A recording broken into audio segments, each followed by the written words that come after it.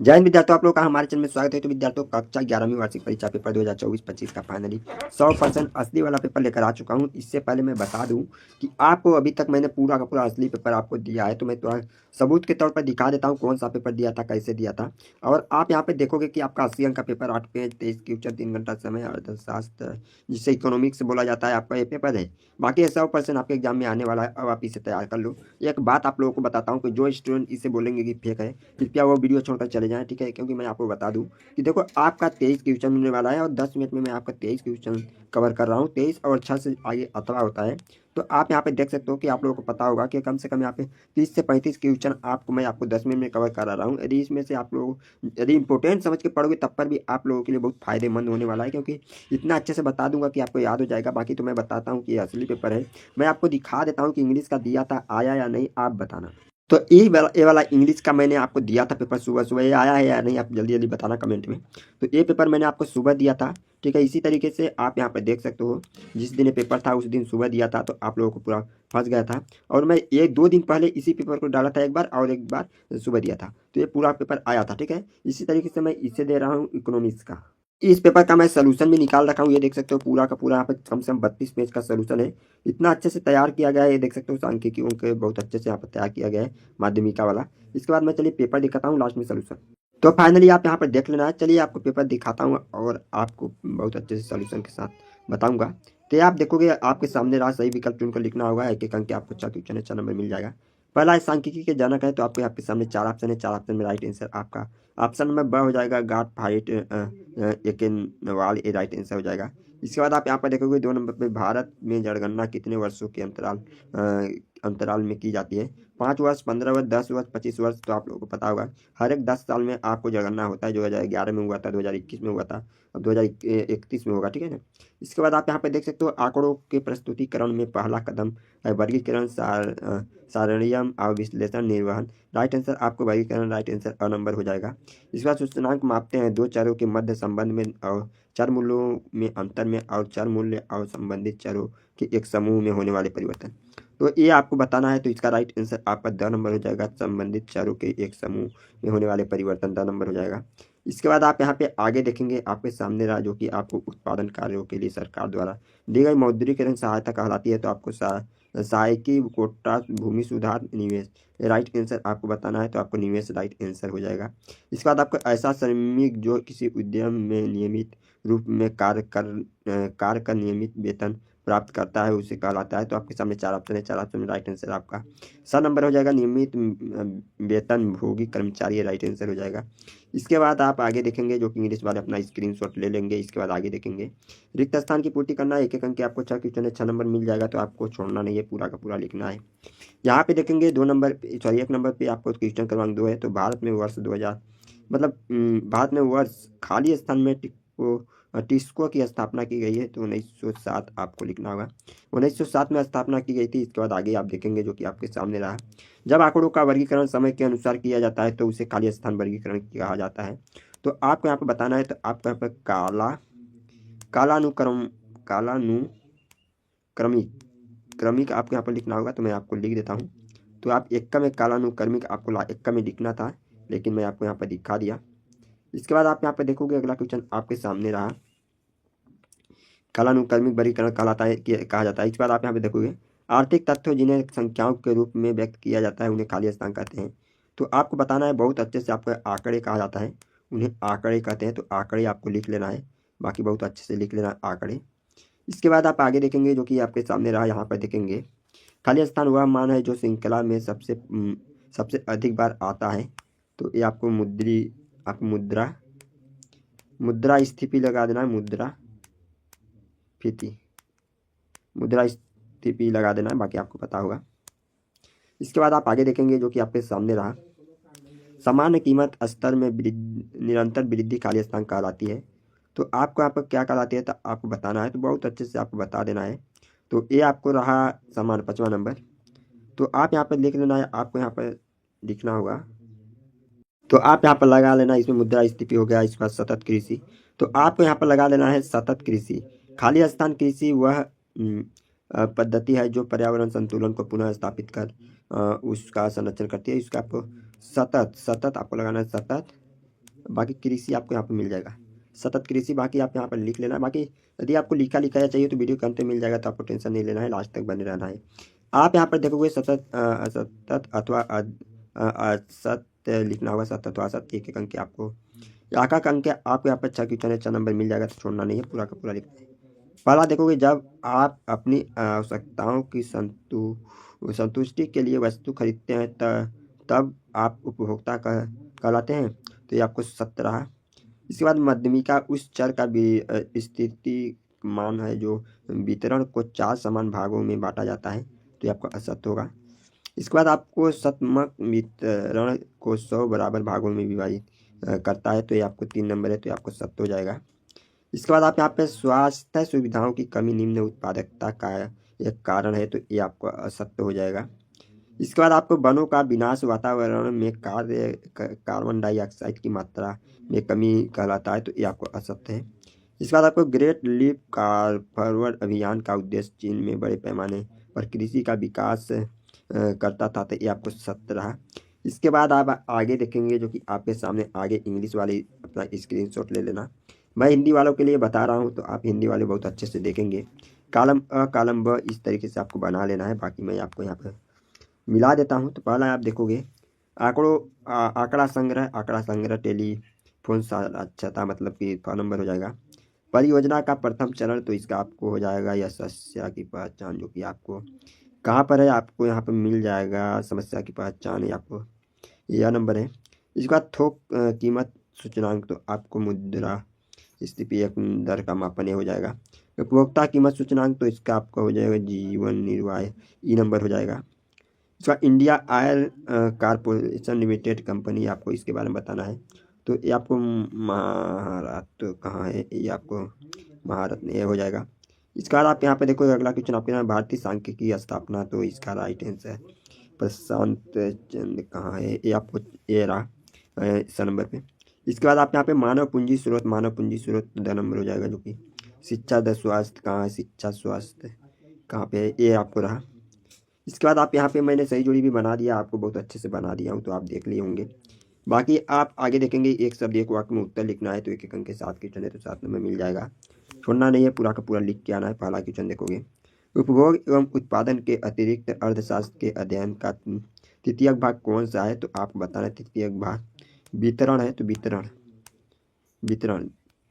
इसके बाद आप यहाँ पे देखोगे, अगला क्वेश्चन आपके सामने चरम मदों की उपस्थिति में कौन सा औसत सर्वाधिक प्रभावित होता है, तो आपको गणितीय माध्य, तो आपको यहाँ पर गणितीय लिख लेना है, गणितीय, आपको गणितीय माध्य लिखना होगा, तो गणितीय आपको यहाँ यह लगा देना गणितीय। इसके बाद माध्य लगा देना है आपको यहाँ पर, तो माध्य लगा देना है। इसके बाद आगे देखते हैं, जो कि आप यहाँ पर देखेंगे, गुणांक आंकड़ों की व्याख्या में समानतः कौन सा माध्य से प्रयुक्त होता है, तो आपको माध्यमिका लगाना होगा, माध्य का, तो माध्य का मैं लगा दिया।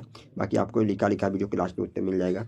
इसके बाद आप आगे देखेंगे, भारत में वस्तु एवं सेवा कर किस वर्ष लागू हुआ, तो आपको बताना है, तो ये आपको 2017 में लागू हुआ था, तो आपको लगा लेना है। इसके बाद आप आगे देखेंगे, जो कि आपके सामने रहा वैश्विक उष्णता का एक आपके यहाँ पर वैश्विक उष्णता का एक कारण है, तो इसका आपको ग्रीन हाउस, तो आपको ग्रीन हाउस प्रभाव, जो कि आपको सूर्य के आने वाली हानिकारक किरणों को पृथ्वी पर आने से रोकते हैं ग्रीन हाउस, तो आपको पता ही होगा। तो ये आपको कोहरा वगैरह, चिमनी, एसआर पावर प्लांट ऐसे होते हैं, इन्हीं के कारण ग्रीन हाउस प्रभाव हो रहा है। इसके बाद आप यहाँ पे देखोगे, ऊर्जा का एक गैर पारंपरिक स्रोत बताना है, तो आपको बताना होगा, मतलब कि कभी ख़त्म ना होने वाला, उसे ही बोला जाता है कि आपको सौर ऊर्जा हो जाएगा, तो आपको सौर ऊर्जा लगा लेना है। मैं आपको यहाँ पर बता देता हूँ, सौर ऊर्जा ही होगा। इसके बाद आगे देखते हैं, आपके सामने अगला क्वेश्चन है, किस देश में एक संतान नीति लागू की गई है, तो चीन में आपको हो जाएगा, तो आपको चीन हो जाएगा। इसके बाद आप यहाँ पे देखेंगे, अगला क्वेश्चन आपके सामने रहा, इंग्लिश वाले अपना स्क्रीनशॉट ले लेना है। इसके बाद आप यहाँ पे देखोगे, प्राथमिक आंकड़ों को परिभाषित कीजिए, तो प्राथमिक आंकड़ों की परिभाषा, ये आंकड़े की जो किसी विशेष उद्देश्य के लिए सीधे स्रोत में से एकत्रित किए जाते हैं, प्राथमिक आंकड़े कहलाते हैं। विविधता चर की परिभाषा दीजिए, विविधता चर की परिभाषा, वह चर जो गिनती योग्य निश्चित मान लेता है, उसे विविधता चर कहते हैं। इसके बाद आप आगे देखेंगे जो कि आपके सामने रहा, आंकड़ों के संग्रह के लिए एक उपयुक्त प्रश्नावली की कोई 2 विशेषताएं बताना होगा। तो पहला विशेषता हो जाएगा प्रश्न संक्षिप्त एवं स्पष्ट लिखना चाहिए। 2 नंबर प्रश्न भ्रम उत्पन्न करने वाले नहीं होने चाहिए। मतलब 2 विशेषताएं, मतलब कि सही होने चाहिए और सटीक होने चाहिए। आंकड़ों के वर्गीकरण के 2 प्रकार बताना है। तो आपको पहला हो जाएगा गुणात्मक वर्गीकरण, जब आंकड़े की उनके गुणों के आधार पर वर्गीकरण किया जाता है, पहला हो जाएगा। दूसरा मात्रात्मक वर्गीकरण, जब आंकड़ों को संख्यात्मक आधार पर वर्गीकरण किया जाता है। इसके बाद आप यहाँ पे आगे देखेंगे जो कि 8 नंबर आपके सामने रहा, नीचे 6 छात्रों के अर्थशास्त्र में प्राप्तांक दिए गए हैं और यहाँ पे 80, 72, 55, 45, 76, 68 इनमें से आपको बताना है। तो इनमें से आपको बताना है तो माध्यमिक आपको ज्ञात करना होगा। तो पहला हो जाएगा, सबसे पहले आपको बड़ा अंक रखना होगा 80, इसके बाद आपको हो जाएगा यहाँ पे आपको 72, इसके बाद आपको 72 के बाद आपको लगाना है 55, 55 के बाद आपको 45, 45 के, इस तरीके से आपको यहाँ पे मध्यमिका ज्ञात करना जाता है। नहीं, इसके बाद इन सब को जोड़ने के बाद आपको काट पीट के बराबर 66 आएगा राइट आंसर। ठीक है, बाकी वीडियो के लास्ट में उत्तर मिल जाएगा। इसके बाद आप यहाँ पे देखोगे अगला क्वेश्चन आपके सामने रहा, समांतर मध्य की कोई 2 विशेषताएं बताना है। तो इसकी 2 विशेषताएं, पहला हो जाएगा इसे सरलता से गणना किया जा सकता है, और 2 नंबर अत्यधिक चरम मूल्यों में प्रभावित होता है। बाकी इसका उत्तर लिखा है वीडियो के लास्ट में, उत्तर मिल जाएगा। इसके बाद आप आगे देखेंगे निम्नलिखित श्रृंखला के आधार पर बहुलक की गणना कीजिए और चर आवृत्तियाँ भी आपको दोनों बताना है। तो देखो चर में आपको बहुत अच्छे से लिखना होगा। तो चर में तो ये आपको पता ही है, आवृत्तियाँ ये रहा, अब इसको हल करना होगा। तो इसमें क्या बहुलक आपको बताना है, तो इसमें 15 हो जाएगा।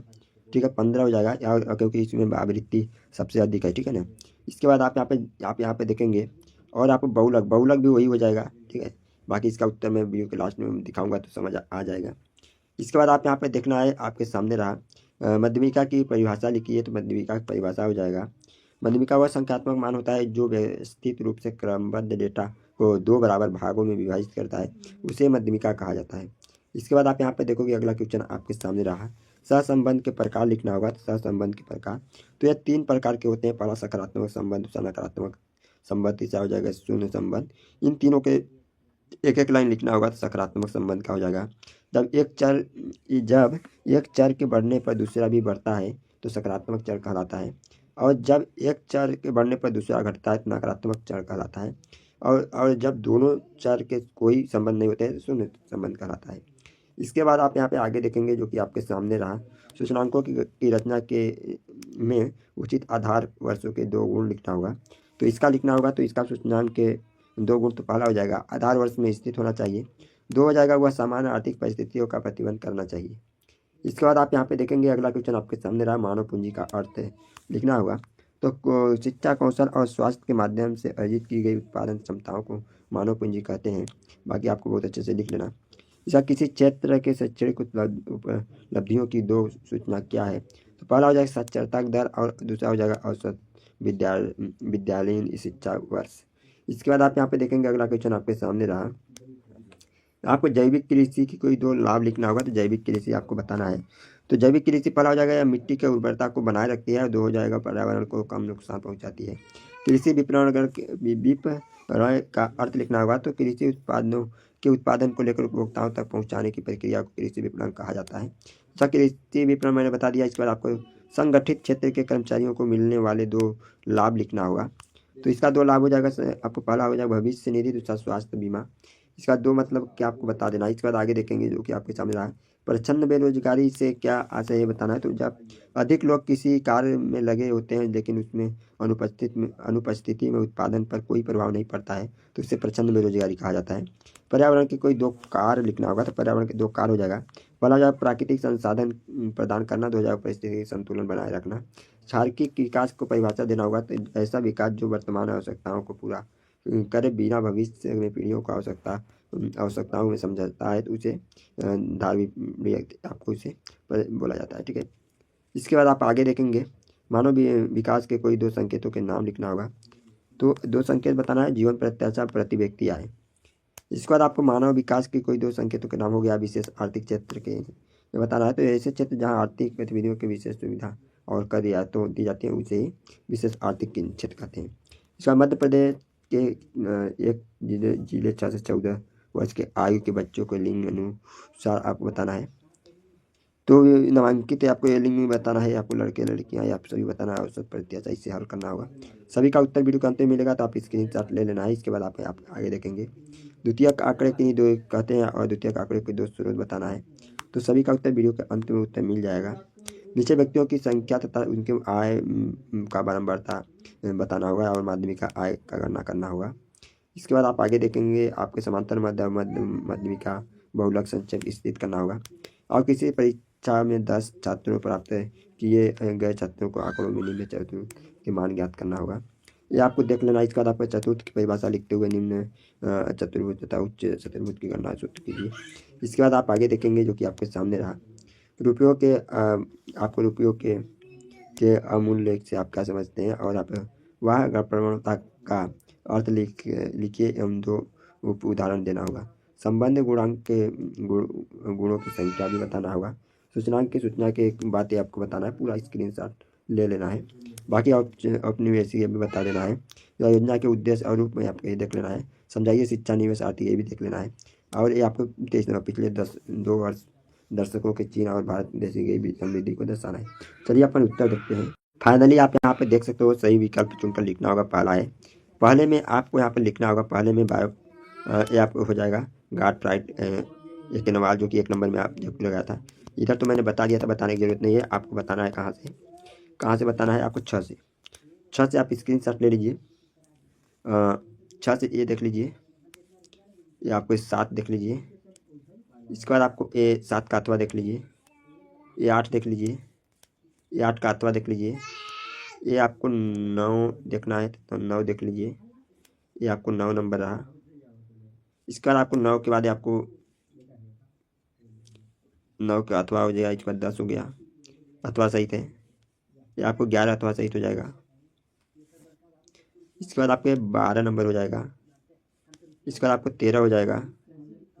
इसके बाद आपको या 14 हो जाएगा, देख लेना।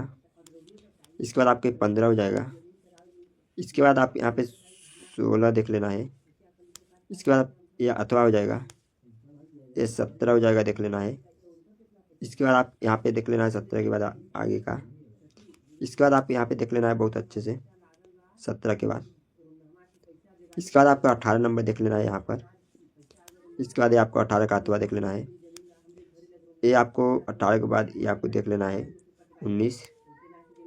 ये आपको देख लेना है 20। इसके बाद आपको यहाँ पर देख लेना है अथवा। इसके बाद आपको 21 देख लेना है, ये आगे का देखना है। ये आपको 22, ये आगे का देख लेना है। इसके बाद आपको 23 नंबर देख लेना। इसके बाद आप यहाँ पे देख लेना है 23 के बाद अथवा। इसके बाद आगे। आई होप कि आपको समझ आ गया होगा। जो भी डाउट हो कमेंट करके पूछिए। चैनल सब्सक्राइब कर देना, वीडियो को लाइक कर देना, अपने दोस्तों के साथ शेयर कर देना। फिर मिलते हैं नेक्स्ट वीडियो में, तब तक के लिए जय हिंद।